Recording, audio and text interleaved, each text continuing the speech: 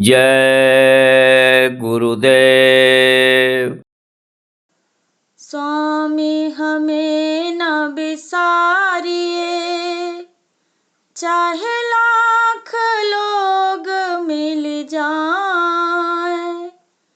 हम आपको बहुत हैं, आप सा हमको नाय। हम आपको बहुत हैं, आप सा हमको नाय।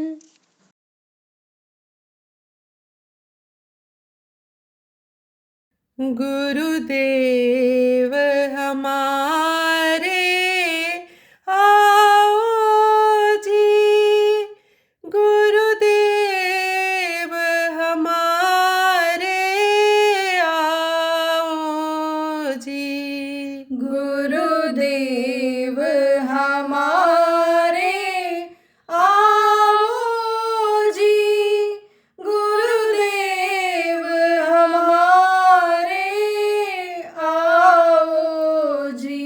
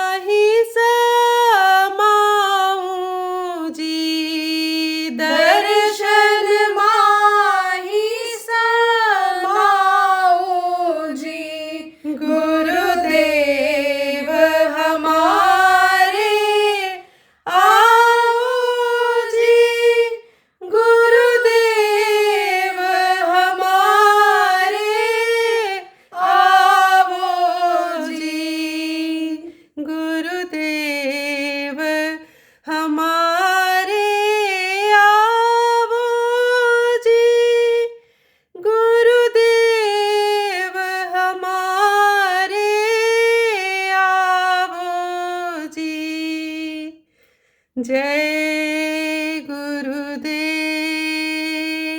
जय गुरुदेव।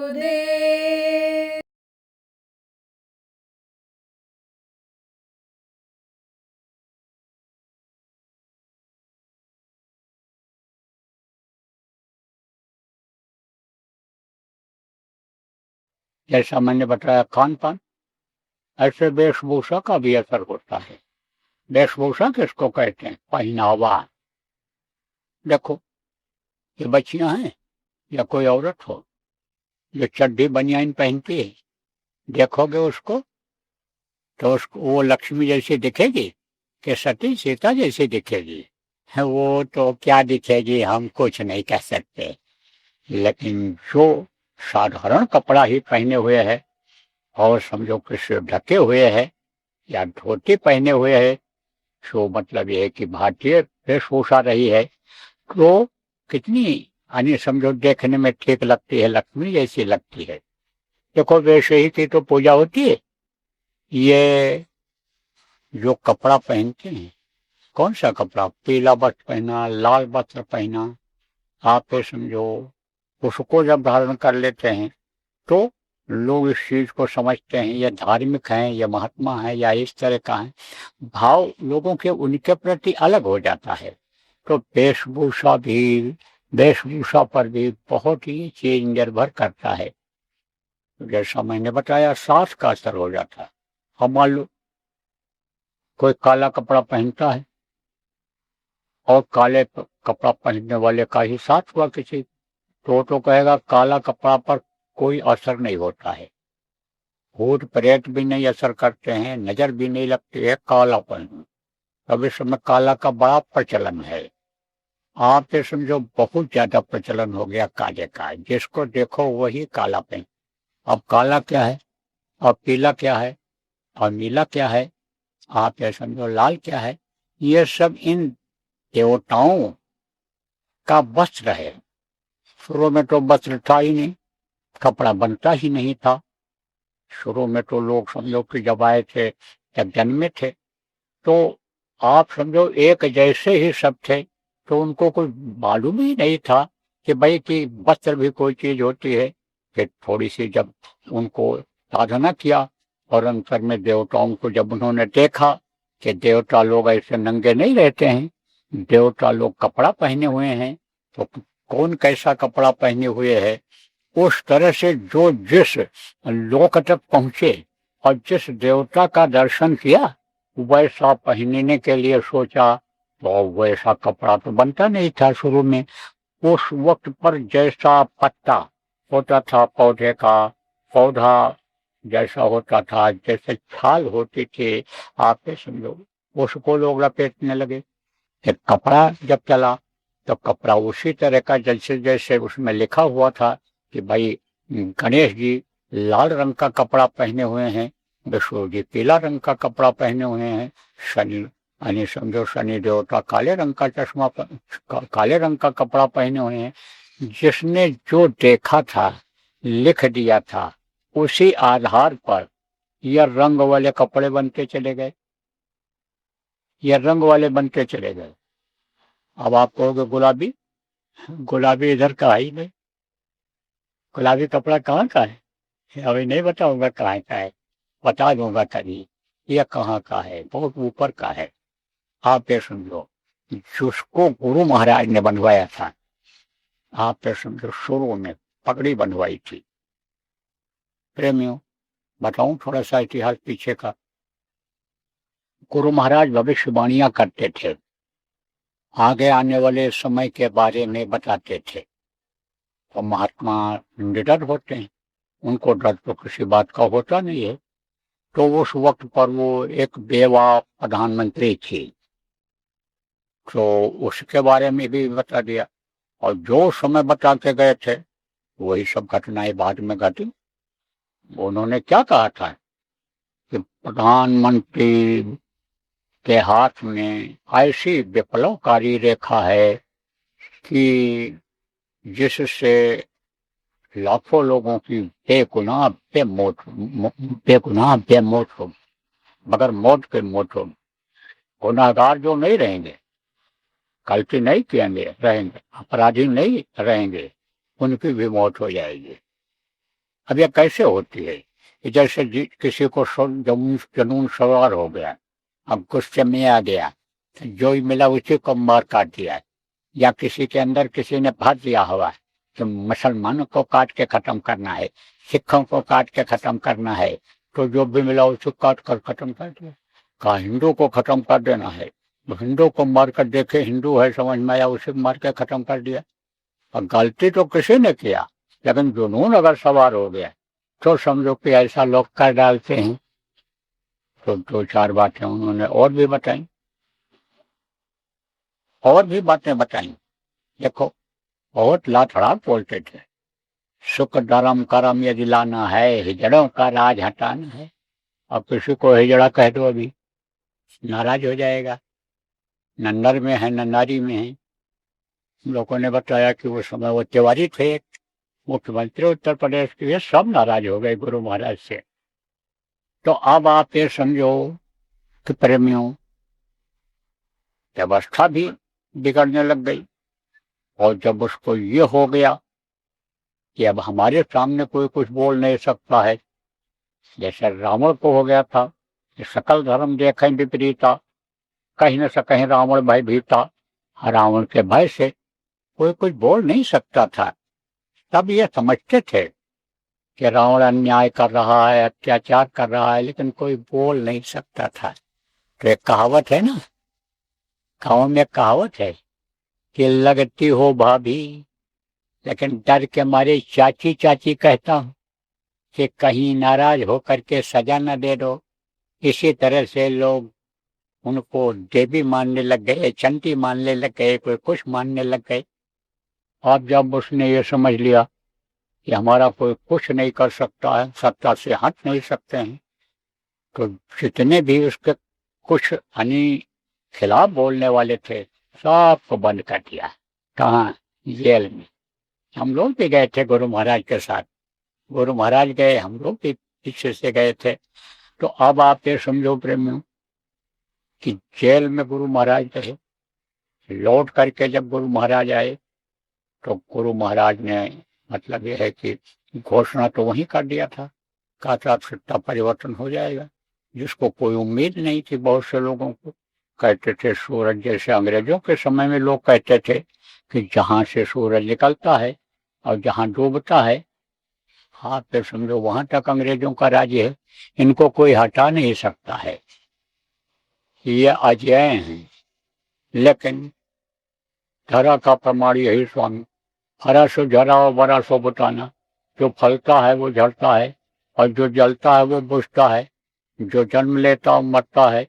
तो परिवर्तनशील इस संसार में बदलाव जब होता रहता है तो कोई भी स्थिर कभी रहा ही नहीं। तो वो हट गई, वो हट गई।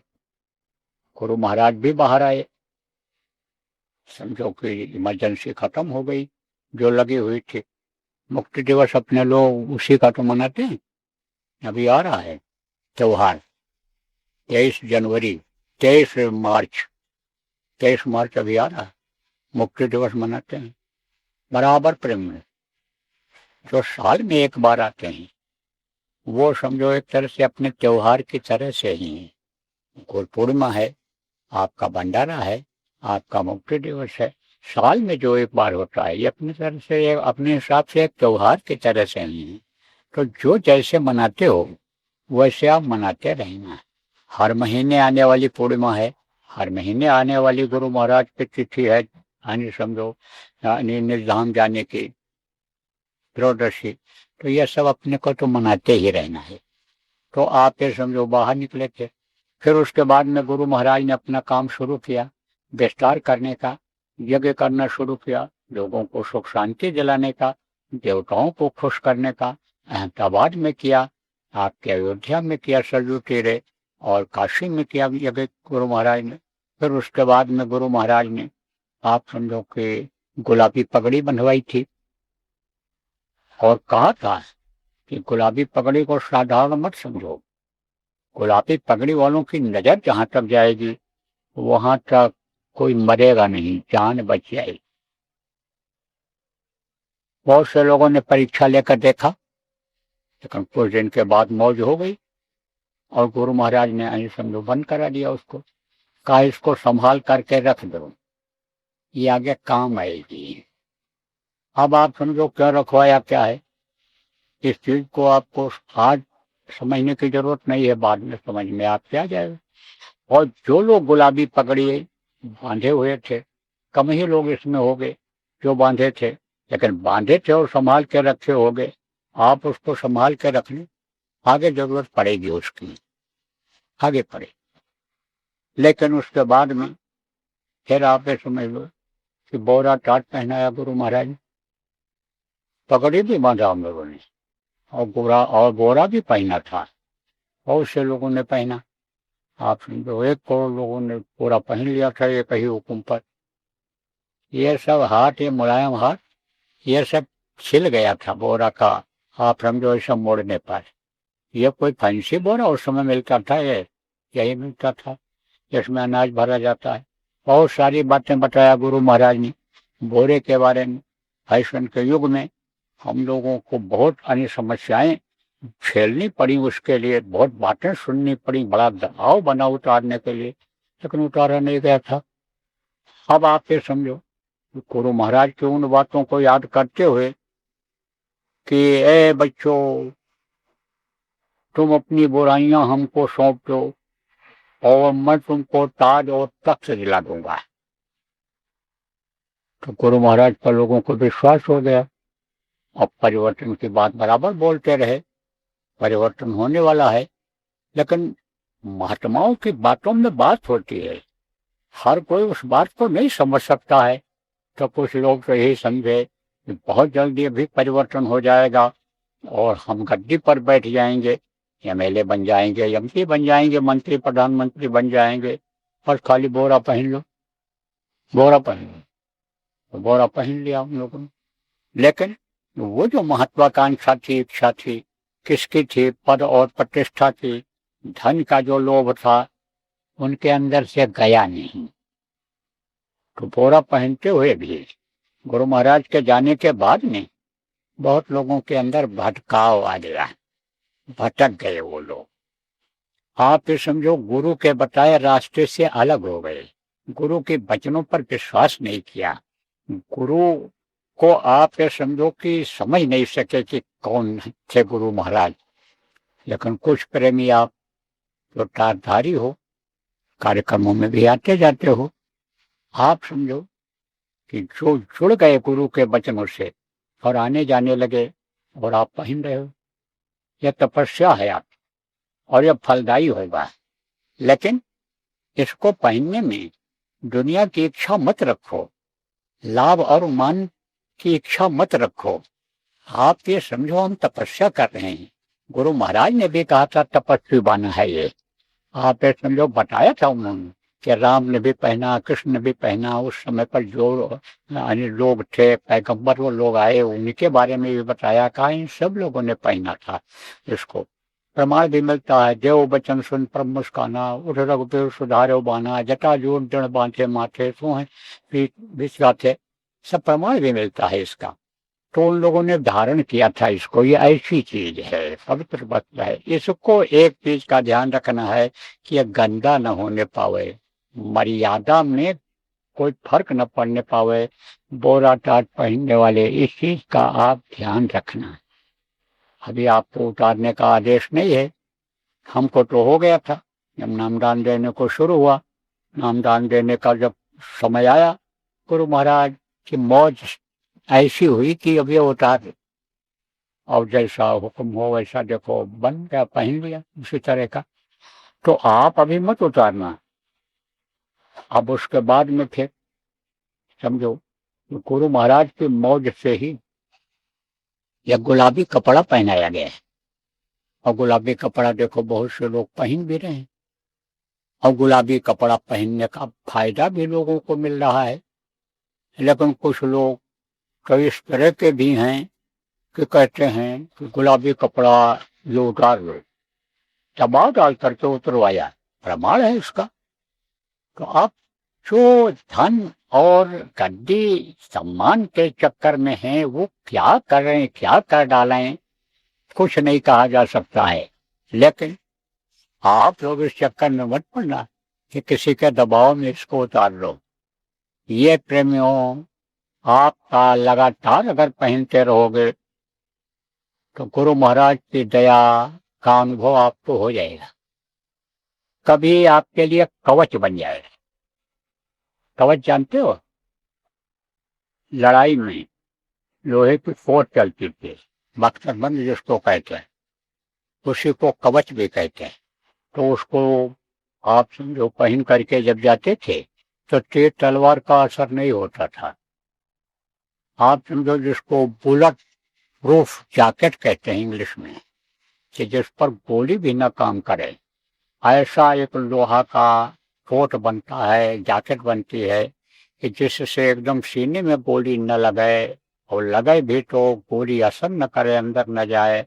उसी तरह ये आपके लिए विश्वास से अगर पहनते रहोगे तो एक कवच का काम करेगा। देखो प्रेमियों, हर चीज की मर्यादा होती है।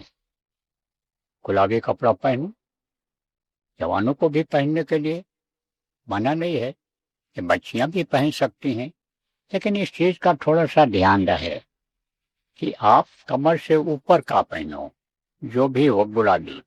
और मान लो अगर आप शर्ट पैंट सूट पहनते हो तो साड़ी ही आप बच्चियों पहनती हो तो नीचे जो है वो गुलाबी पेटीकोट चड्ढी या ऐसी चीज मत पहनो।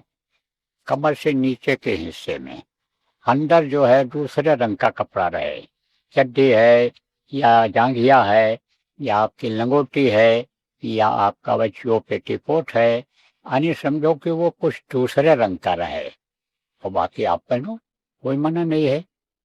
ओढ़नी है, आप समझो टोपी है, आप पहन सकते हो। जहाँ साफा चलता है आप समझो साफा पहनते हैं, राजस्थान में भी साफा पहनते हैं, पगड़ी जिसको कहते हो, और आपके यानी वहाँ भी पहनते हैं। कहाँ?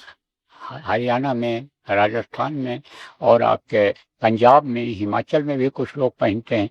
तो जहाँ पहनते हैं गुलाबी पहनो, कोई मना नहीं। बहुत बहुत चमत्कार। आप ये समझो जब पता करोगे गुलाबी कपड़े का तो आपको वो चमत्कार का पता चलेगा।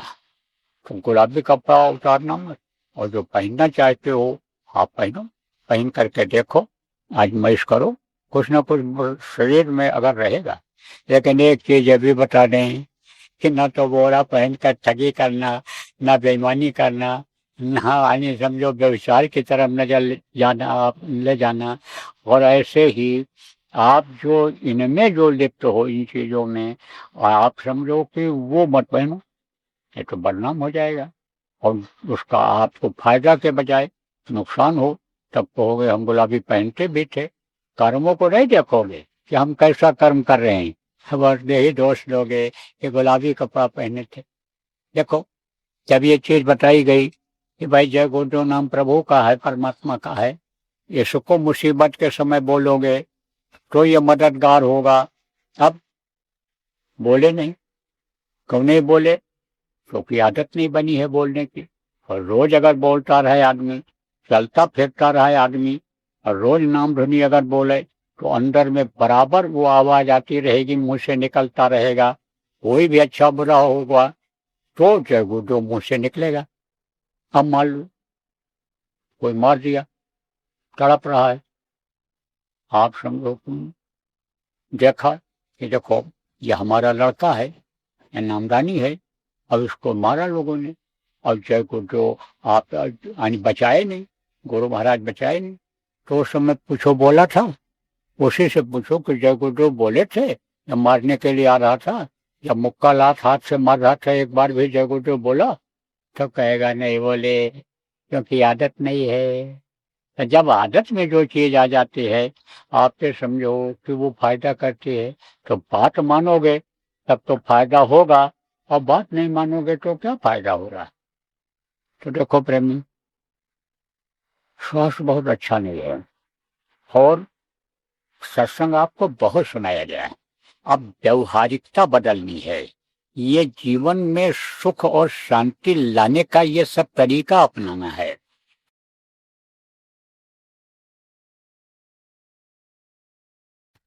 कोई भी शुरुआत होगा, करना होगा, तो नवरात्र का लोग इंतजार करते हैं कि नवरात्र जब आएगी तब नए काम की शुरुआत करेंगे, शुभ काम की शुरुआत करेंगे। तो प्रेमियों, अपने लोगों के लिए शुभ काम क्या है? सुमिरन, ध्यान और भजन, साधना जिसको कहते हो, जिसमें शरीर को साधते हैं और मन को साधते हैं। तो साधना करने के लिए, शिविर लगाने के लिए पहले भी कहा गया था।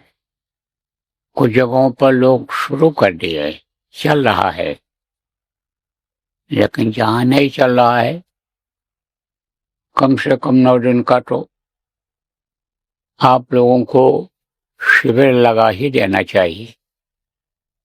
सब जगह लग सकता है। आश्रमों पर जहां रोज ध्यान भजन होता है, सुबह शाम, उसी का टाइम बढ़ा दिया जाए, 2 घंटे के बजाय 2.5 घंटा कर दिया जाए, जरूरत पड़े 3 घंटा कर दिया जाए, सुबह और शाम का। तो दिन में गर्मी भी पड़ती है, बैठने में भी दिक्कत होगी, और दिन में आदमी अपना काम भी कर लेगा। इसी तरह से शहरों में भी अपने सुविधा अनुसार, समय के सुविधा अनुसार, जहां जहां आश्रम हैं, जहां जहां कार्यालय हैं, जहां जहां सत्संगी हैं, सुबह शाम में कर सकते हैं। मोहल्ले में अपने जहां ज्यादा सत्संगी हैं, गांव में जहां ज्यादा सत्संगी हैं, वहां भी सुबह शाम हो सकता है।